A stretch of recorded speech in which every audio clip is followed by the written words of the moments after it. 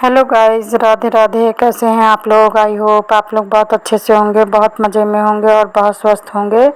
और देखिए, मॉर्निंग का टाइम है, तो सबसे पहले तो मैं बेटे के लिए टिफ़िन बना कर रखे दे रही हूँ, क्योंकि आज मैंने सोचा है कई दिन के कपड़े पड़े हुए हैं और उन कपड़ों को प्रेस करना ही है। तो जब मैं कुछ डिसाइड कर लेती हूँ ना, तो फिर मैं उसके लिए टाइम निकालती हूँ। तो अभी बेटे का वैसे टाइम नहीं हुआ है, थोड़ा सा टाइम है, पर आज मैं जल्दी ही बना कर रखे दे रही हूँ, क्योंकि फिर दिन में प्रेस करने में ना बहुत आलस आता है, बहुत ज़्यादा गर्मी लगने लगती है। और आज मैंने सोचा है कि पहले टिफ़िन बना कर रख दूँगी इसका, और अपना वो ब्रेकफास्ट करता रहेगा जब उसका टाइम हो जाएगा। और फिर मॉर्निंग का टाइम है, ठंडे ठंडे सबसे पहले प्रेस करूँगी, क्योंकि मेरे भी कई सारे कपड़े हो गए हैं, बेटे के भी हैं और हस्बैंड जी के तो ही हैं। डेली जो लोग जाते हैं, अब हस्बैंड और बेटा दोनों लोग डेली ही निकलते हैं, तो इन लोगों के गर्मी में ना डेली के कपड़े हो जाते हैं। तो दो दो जोड़ी तो डेली के इनके निकलने ही हैं, बाकी थोड़े से मेरे भी हैं, तो काफ़ी ज़्यादा हो गए हैं। और बहुत जब धीरे धीरे जब ढेर लगने लगता है ना काफ़ी, तो मुझे ना घबराहट होने लगती है कि ज़्यादा ढेर हो जाएगा तो फिर मैं कैसे करूँगी।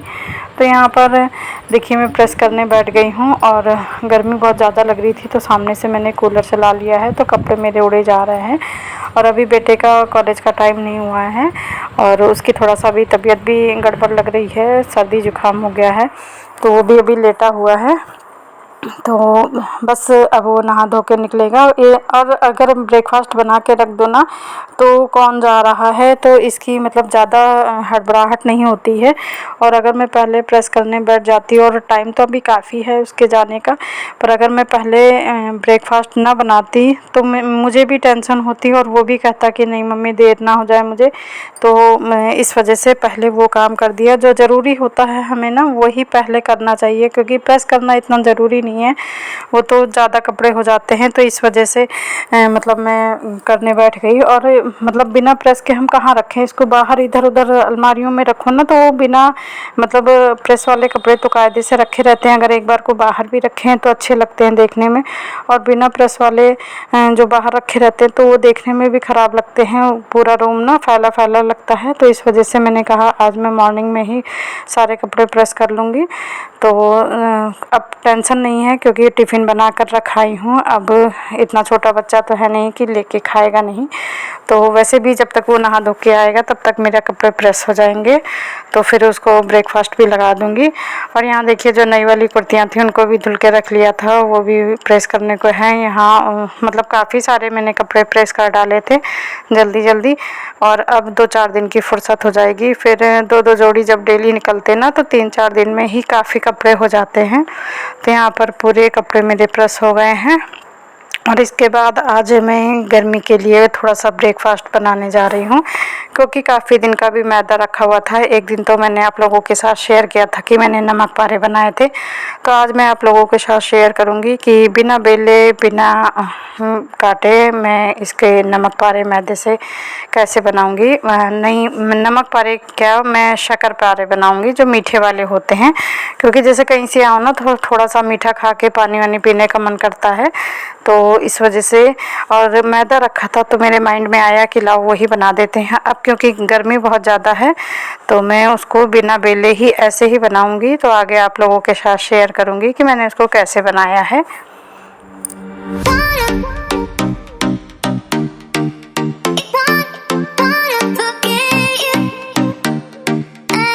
और यहाँ पर देखिए, मैंने मैदे को चाल कर परात में ले लिया है, और साथ ही साथ इसमें रिफ़ाइंड से मोहन लगा लूँगी। आप चाहें तो मतलब घी भी डाल सकते हैं, पर मैंने रिफ़ाइंड डाला है।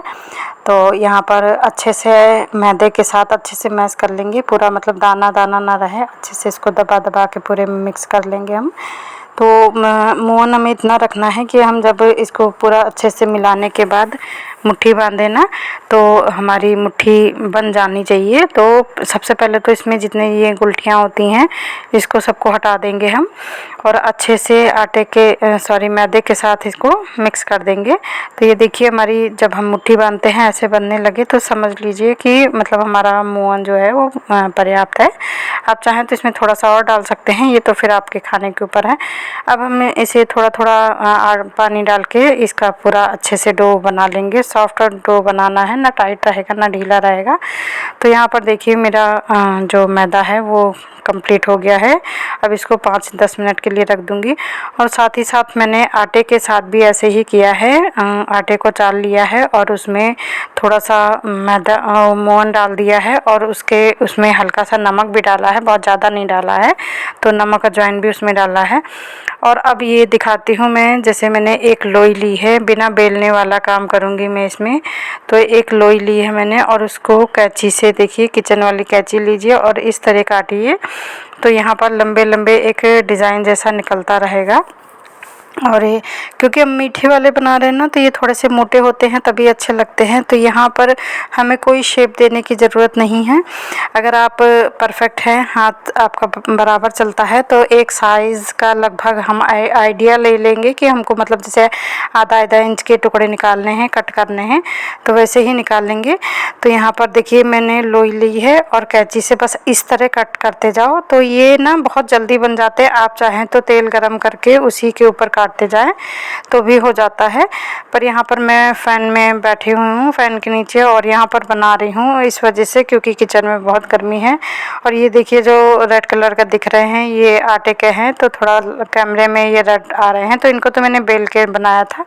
और ये देखिए जो मैंने कैंची से कट किया था, नहीं इनको बेलने का झंझट भी नहीं था कि बेलो फिर चाकू से काटो, कुछ नहीं।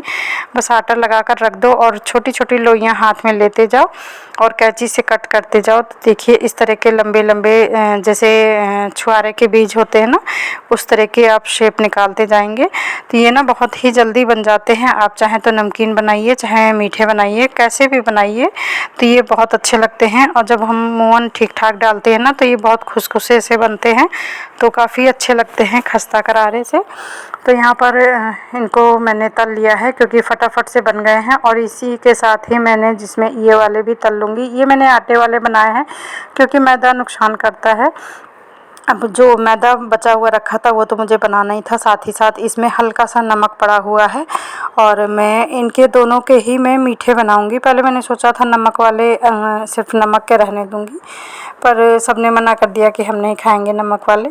तो इस वजह से मैंने ना दोनों को चीनी वाला ही बना दिया है। अब ये चीनी भी मेरी होली पे मैंने मंगाई थी। तो होली पे आप लोग जानते ही हैं कि मम्मी की तबीयत कितनी ख़राब थी, तो बहुत ज़्यादा चीज़ें नहीं बनाई थी मैंने, पर सामान हर साल की तरह ही आ गया था। तो वही जो बूरा शक्कर तब आई थी वही रखी हुई थी, तो उसी को मैं यहाँ पर चाशनी बनाने के लिए यूज़ कर रही हूँ। तो यहाँ पर चाशनी एक तार की हम बनाएंगे। और पानी और चीनी कितना रखेंगे ये तो आपके बनाने के ऊपर है कि आपका मैदा कितना है, उस हिसाब से उसी के हिसाब से बनाएंगे। तो यहाँ पर देखिए मेरी पानी और चीनी खौलने लगा है।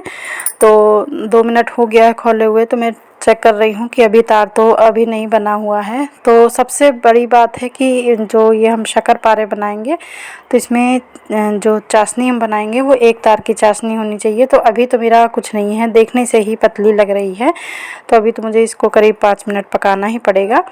और जो चीज़ें हम बहुत ज़्यादा टाइम के बाद बनाते हैं ना, तो उसमें थोड़ा सा आइडिया मिलना भी मुश्किल हो जाता है। पर यह है कि हम जब जल्दी जल्दी बनाते रहते हैं तो फिर हमें आइडिया का कोई भी झंझट नहीं होता, हमारा हाथ बिल्कुल परफेक्ट होता है। तो यहाँ पर सबसे जल्दी था, अगर मैं उसको बेल के बनाती ना तो मुझे बहुत टाइम लग जाता। पर जैसे कि गर्मी बहुत ज़्यादा होने की वजह से फटाफट वाला काम होता है।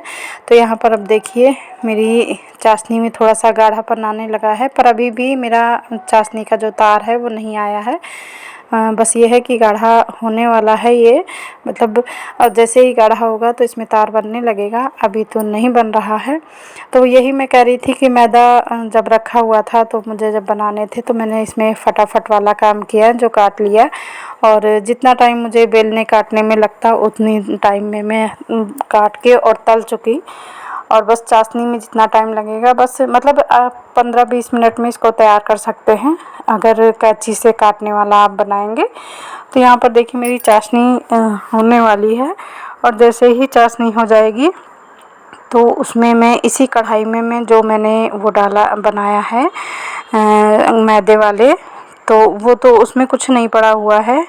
ये बिल्कुल सादे बने हुए हैं मेरे, और मैं इसी में डाल दूँगी और जो फ्लेम है वो बिल्कुल स्लो कर दूँगी और इसको धीरे धीरे इसी तरह चलाती रहूँगी। तो जितनी भी चीनी है ना वो सब इसी में लग जाएगी और जो थोड़ा सा भी पतला दिख रहा है चाशनी का घोल ये भी गाढ़ा हो जाएगा। तो इसको थोड़ी सी चाशनी मैंने अलग निकाल ली थी, तो वो जो नमक वाले थे उसको भी नमकीन और मीठे दोनों बना दिए हैं। और ये देखिए अभी बहुत गर्म है और चीनी बहुत ज़्यादा मैंने नहीं डाली थी, तो जिस हिसाब से डाली थी वो अच्छे खासे बन गए हैं। तो आप लोग भी आ जाइए ट्राई करने के लिए। मेरा ये वीडियो बस यहीं तक, कल फिर मिलूँगी, बाय बाय।